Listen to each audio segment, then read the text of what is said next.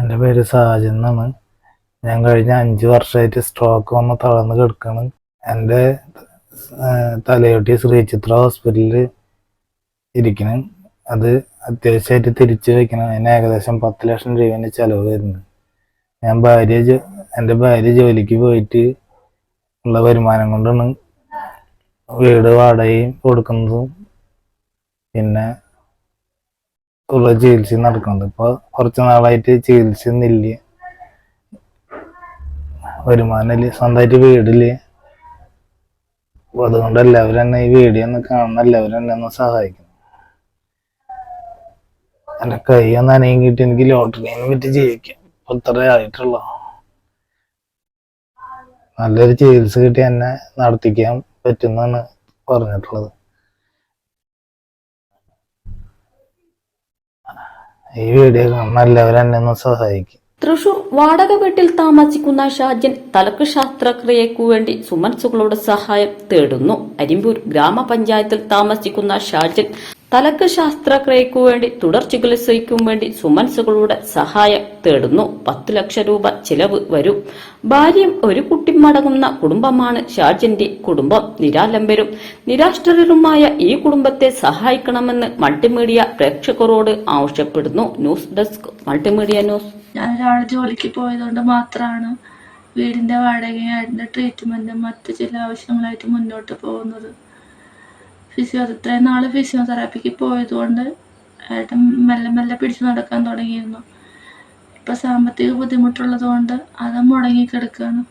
ഇത് കാണുന്ന എല്ലാവരും ഞങ്ങളൊന്ന് സഹായിക്കണം. ഹലോ, നമസ്കാരം. ഞാൻ ഹരിദാസ് ബാബു, അരിമ്പൂർ ഗ്രാമപഞ്ചായത്തിൽ 6ാം വാർഡ് മെമ്പറാണ്. ആരോഗ്യ വിദ്യാഭ്യാസ സ്റ്റാൻഡിംഗ് കമ്മിറ്റി ചെയർമാൻ.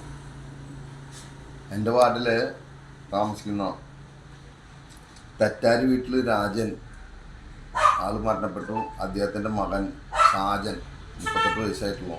അദ്ദേഹം ഒരു ലോഡിംഗ് തൊഴിലാളിയായിരുന്നു. അദ്ദേഹത്തിന് പെട്ടെന്ന് സ്ട്രോക്ക് വന്ന് ഒരു സൈഡ് മുഴുവൻ തളർന്നു. ശിരസിൽ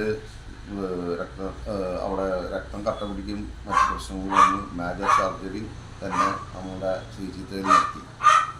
പക്ഷെ അവിടെ ഒരു പീസ് തലയോട്ടി അവിടെ മാറ്റി വെച്ചിരുന്നു. അത് തിരിച്ചു വെക്കുന്ന ഒരു ശസ്ത്രക്രിയ കൂടി ഉണ്ട്.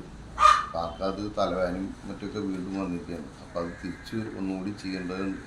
അപ്പോൾ അതുകൊണ്ടാണ് ഇപ്പോൾ വിഷയമായത്. അപ്പോൾ ആളെ സംബന്ധിച്ച് വളരെ ബുദ്ധിമുട്ടിലാണ് ജീവിതം പോകുന്നത്. ഉണ്ടായിരുന്ന കാശൊക്കെ ഒന്ന് പറക്കിയിട്ടാണ് അവരതൊക്കെ ചെയ്തത്. അപ്പോൾ അവർ വാടകയ്ക്കാണ് താമസിച്ചുകൊണ്ടിരിക്കുന്നത്. ഇവിടെ കിഴക്കുംപുറം 6ാം വാർഡ് എന്ന് പറഞ്ഞ സ്ഥലത്താണ് താമസിക്കുന്നത്.